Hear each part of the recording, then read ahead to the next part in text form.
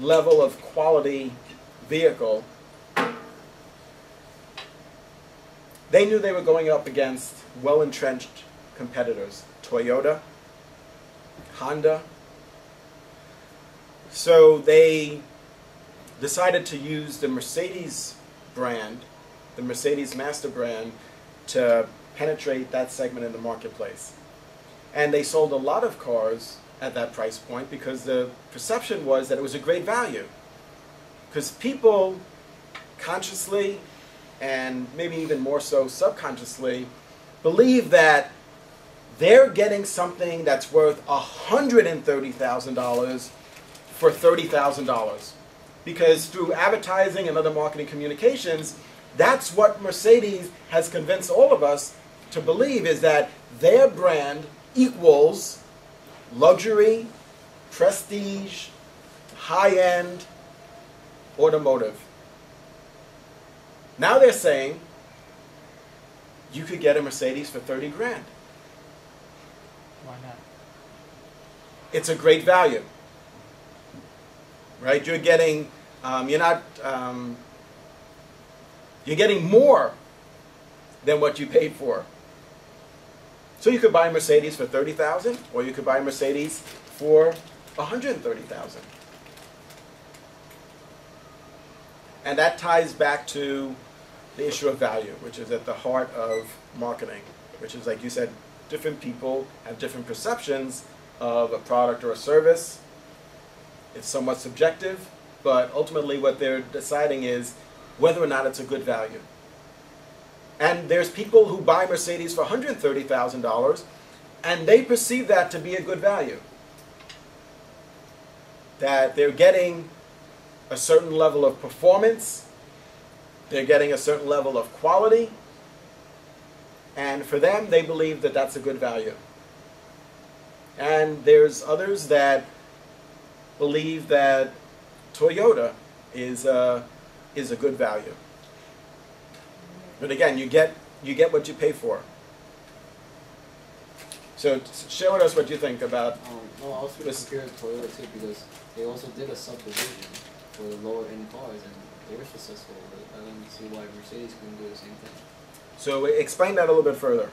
Well, they have the Scion brand that was totally brand new, and it's for the lower end, younger generation. And Toyota's brand was being it's being old, and people think it's an old brand now.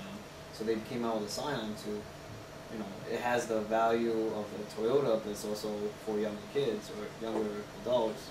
So I don't see why Mercedes, they should have kept the Mercedes at, oh, this is a $60,000 Mercedes.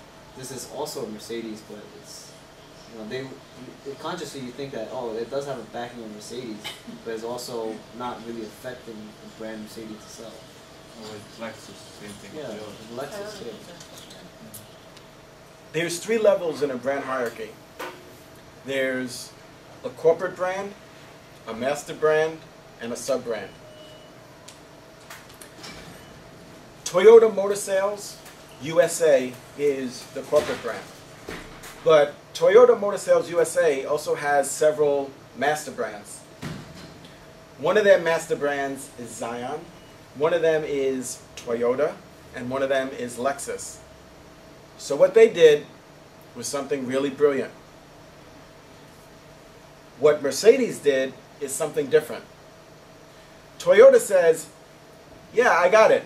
There's a lower end of the automotive market, there's a middle of the market, and there's a higher end automotive market, and even an ultra luxury segment. And they methodically and very systematically sought to penetrate each one of those segments. But they said, some of our students took Professor Bassell's marketing course, and this is our takeaway. We can't be all things to all people. Our brand has to be focused and represent a certain price range, a certain level of quality, a certain number of benefits and features. So they said, we understand, we could be at multiple price points, So they introduced the Toyota, which was for the middle market, and they introduced the Toyota Echo, the Toyota Corolla, the Toyota Camry, the Toyota Solara, the Toyota Avalon, all at different price points. So it's not that Mercedes introduced a car at a different price point. You can, but think about this. The range of price points for Toyota from Echo to Avalon is from about, let's say, roughly 15,000 to about 40,000. They're all Toyota, but they have different sub-brands. Echo, Corolla, Camry, those are all sub-brands that are associated with the master brand. But when they wanted to sell the upper end of the market, they did this brand elasticity research. And they found out for themselves that there's only so far you could stretch the brand. Consumers said, 55,000 for a Toyota? No.